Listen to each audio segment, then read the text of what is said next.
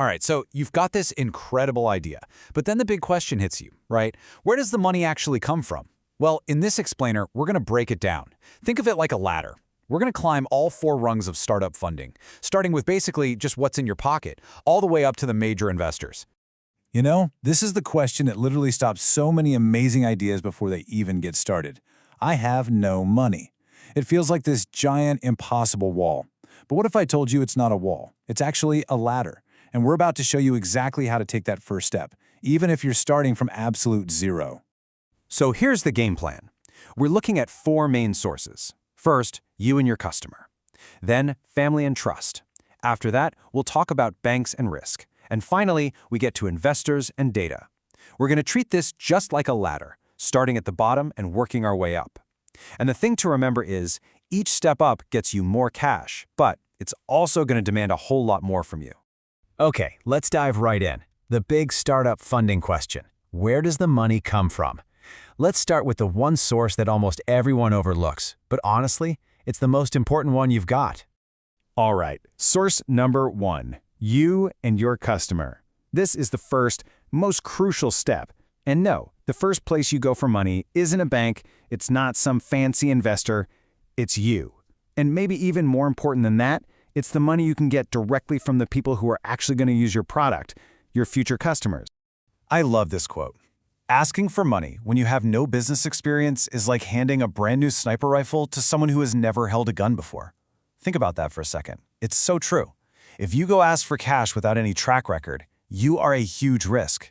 They just see someone who's never done this before holding a very powerful, very expensive tool, and they're definitely not betting you're going to hit the target. So this whole thing requires a huge mindset shift. The goal isn't to wait until you save up a fortune. The goal is to use your customers' money to get started. And how do you do that? Simple. You learn to sell. You don't need a pile of cash to start a business. You need the ability to create cash, and that means selling right from the very beginning. And I know what some of you are thinking. Oh, but I'm not a salesperson. Listen, everyone is a salesperson. Seriously. Remember when you were a kid, you totally sold your parents on getting you that toy. As a teenager, you sold yourself to get into that group of friends.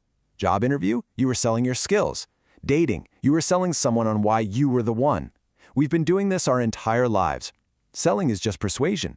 It's convincing someone that you have something of value. And here's the best part. You can start with practically zero cost. How? By selling stuff that doesn't need inventory. Think digital products, or even just your own skills as a service.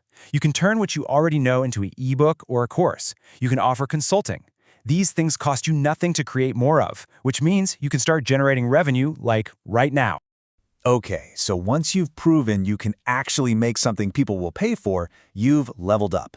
Now you can move on to the next source. This is where you earn the confidence of those closest to you. We're talking about family and trust.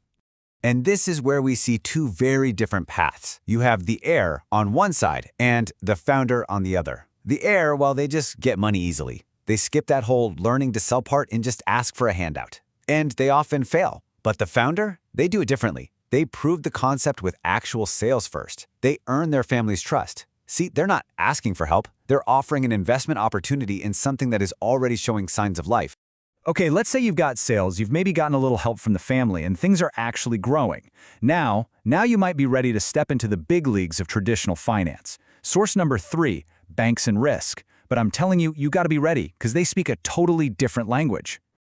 The best way to get this is through a quick story. So there's this entrepreneur, right? His business is just starting to take off, and he walks into a bank asking for a pretty small loan just to help him grow. And rejected, just like that. The bank saw way too much risk. To them, it didn't matter that it was a small loan. All their spreadsheets and models screamed unproven business. And so the answer was just a very simple, very logical no. Okay, but let's fast forward a few years. That same entrepreneur, he went on to build a super successful company, all on his own, no thanks to them. And then one day, the phone rings. Guess who it is? The exact same bank.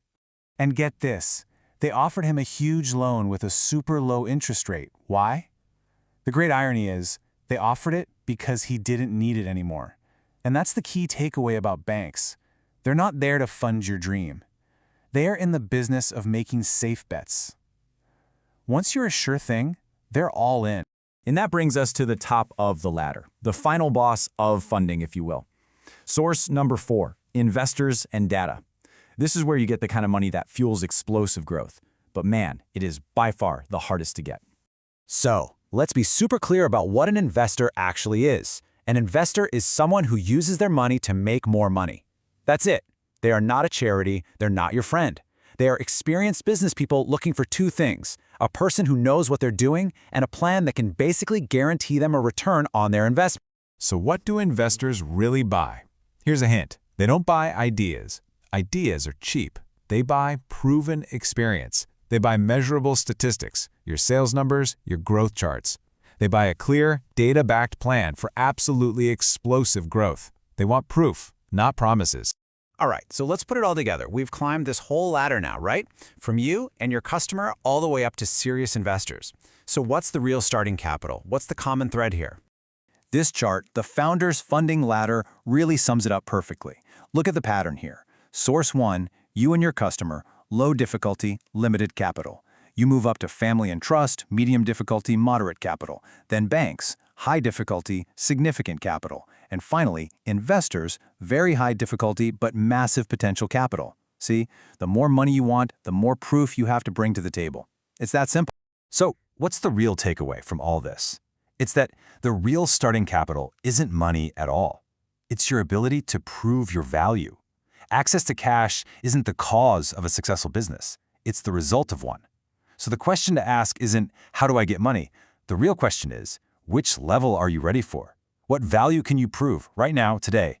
Because your answer to that, well, that tells you exactly where you belong on this ladder.